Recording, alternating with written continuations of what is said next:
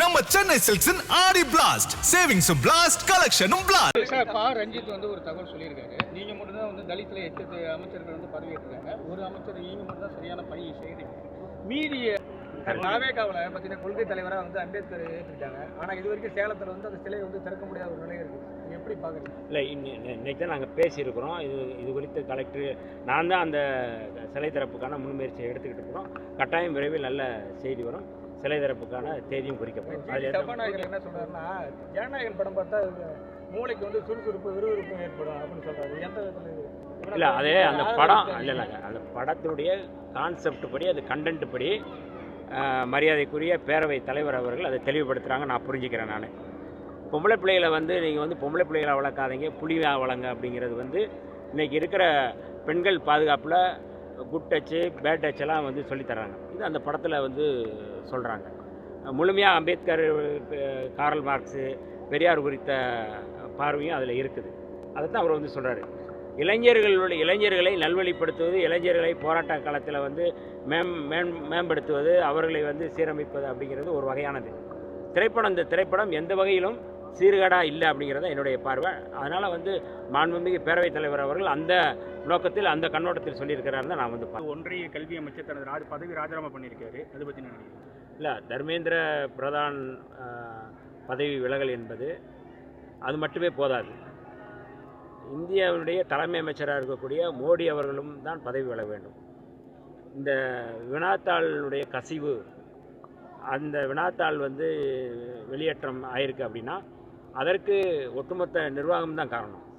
வெறுமனே வந்து அந்த சம்மந்தப்பட்ட அமைச்சர் மட்டுமல்ல, இந்த நீட்டு முறையே வந்து ஒரு ஊழல் தான்.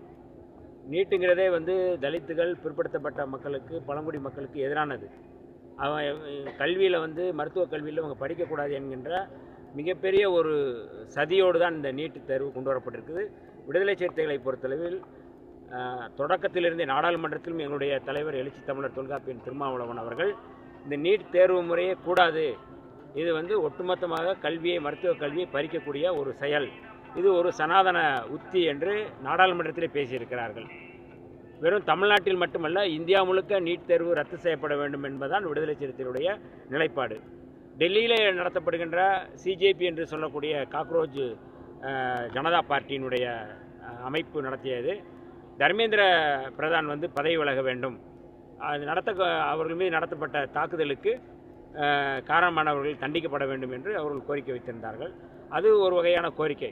ஆனால் நீட் தேர்வே ரத்து செய்யப்பட வேண்டும். மோடி அவர்கள் இது ரத்து செய்யப்படும் வரை இந்த போராட்டத்தை தொடர வேண்டும் என்பதுதான் எங்களுடைய பார்வை.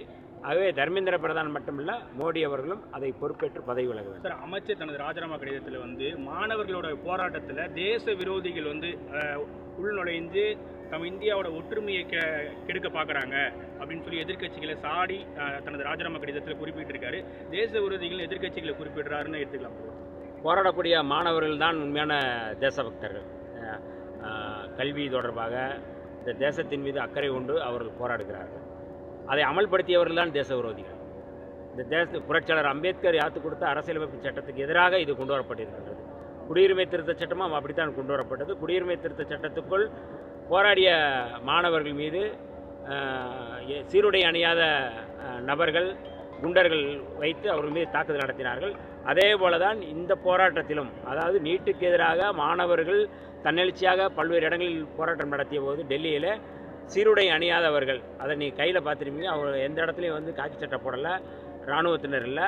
ஆனால் அவங்க குண்டாந்தேடியை வச்சு, எலக்ட்ரிக் கம்பியை வச்சு அடிக்கிறாங்க. இவரெல்லாம் ஆர்எஸ்எஸ் குண்டர்கள். ஆர்எஸ்எஸ்னுடைய பின்னணியில் வந்தவர் தான் தர்மேந்திர பிரதான். ஆகவே அவர்கள் தான் வந்து தேச விரோதிகளை ஒழிய மாணவர்கள் தேச விரோதிகளை. இந்த தேசத்தை பாதுகாக்கக்கூடியவர்கள் மாணவர்கள், இந்த தேசத்தின் நலன் விரும்பிகள் மாணவர்கள், இந்த தேசத்தை நேசிக்கக்கூடியவர்கள் மாணவர்கள். மாணவர் விரோத கட்சி தான், மாணவர் விரோத அரசு தான் பாஜக அரசு. சார், அரசியலிருந்து விலகுவதாக வந்து பாமக நிறுவனர் ராமதாஸ் சொல்லியிருக்காரு. அவர் நீண்ட காலமாக உடல்நலம் கருதி தான் வந்து மரியாதைக்குரிய அவருடைய மகன் அன்புமணி ராமதாஸ் அவர்கள், நீங்கள் உடல்நலம் கருதி நீங்கள் பதவி விலகிட்டு என்னிடம் ஒப்படைக்க வேண்டும் என்று அவர் கோரிக்கை வைத்திருந்தார். அவர் கோரிக்கையை ஏற்று மருத்துவர் ஐயா அவர்கள் அதை செய்திருக்கிறார்கள். ஆகவே அவருடைய அறிக்கையில் அதான் சொல்லியிருக்காரு. என்னுடைய அறிக்கை அரசியலில் வந்து இவர் தொடர்வார் அப்படின்னு தான் சொல்லியிருக்கிறாரு. அந்த வகையில் அவர் வந்து மருத்துவர் ராமதாஸ் ஐயா அவர்கள் அவர் 100 ஆண்டுகள் நலமும் வளமும் பெற்று அவர் ஆரோக்கியமாக இருக்கணும்னு நாங்கள் விரும்புகிறோம். சார், நீட் தேர்வுக்கு எதிராக வந்து தமிழக அரசு குரல் கொடுக்கும் அப்படின்னு சொல்லி தமிழக அரசு சார்பாக சொல்லியிருக்காங்க. இருந்தாலும் பல்வேறு இடங்களில் மாணவர்கள் போராட்டம் பண்ணிட்டு இருக்காங்க. அந்த போராட்டத்துக்கு கைது நடவடிக்கையும் தொடர்ந்து இருக்குது.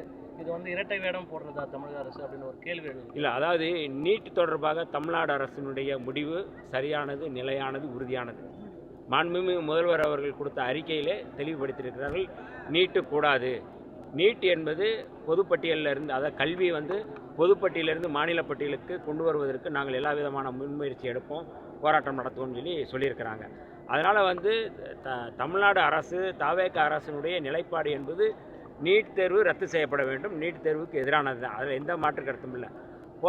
போராட்டம் நடத்துகின்றவர், அதாவது தமிழ்நாடு அரசு இந்த நிலைப்பாட்டுக்கு எதிராக இருந்தால் நம்ம அதை வந்து பேசலாம். முந்தைய அரசு எப்படி இருந்ததோ அதுதான் நீட் தேர்வுக்கு எதிரான நிலைப்பாட்டை நம்ம எடுத்திருக்கிறோம். கூடுதலாக வந்து இதில் கவனம் செலுத்த வேண்டிய தேவை இருக்குது. அப்படிங்கிற அடிப்படையில் மாண்புமிகு முதல்வர் அவர்கள் டெல்லி நம்முடைய பிரதமருக்கும் கடிதம் எழுதுகிறாங்க.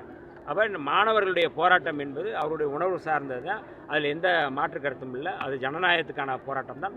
அந்த போராட்டத்தை காவல்துறையோ மற்றவர்களோ அதை ஒடுக்காமல் முழுமையாக வந்து அந்த போராட்டத்திற்கான பாதுகாப்பை கொடுப்போம் என்பதில் எந்த மாற்று கருத்தும் இல்லை. குறிப்பாக கள்ளக்குறிச்சி மாவட்டத்திலே டைஃபை, எஸ்எஃப்ஐ போன்ற அமைப்புகள் வந்து அனுமதி கேட்டால் காவல்துறை தொடர்ந்து அனுமதி மறுப்பதாகவும், கடைசி நேரத்தில் உங்களுக்கு அனுமதி மறுக்கப்படுது என்ற இதை சொல்கிறாங்களாம். ஆனால் அனுமதியின்றி போராட்டத்தில் ஈடுபடுறவங்களை கைது பண்ணுறாங்க, இது மாணவர்களுக்கு எதிராக தவேக அரசு செயல்படுதுன்னு சொல்லி டைஃபையில் இருக்க கள்ளக்குறிச்சி மாவட்ட நிர்வாகிகள் குற்றச்சாட்டு முன்வைச்சு. அதாவது எந்த இடத்திலும் போராட்டம் நடத்தியவர்கள் ரிமாண்ட் பண்ணலை, அது ஒரு அடையாளமாக கைது பண்ணுறாங்க, விட்டுறாங்க. இது வந்து தமிழ்நாடு முழுக்க இருக்குது, மற்ற மாநிலங்களையும் அது மாதிரி, கேரளாவில் அந்த மாதிரி தான் இருக்குது.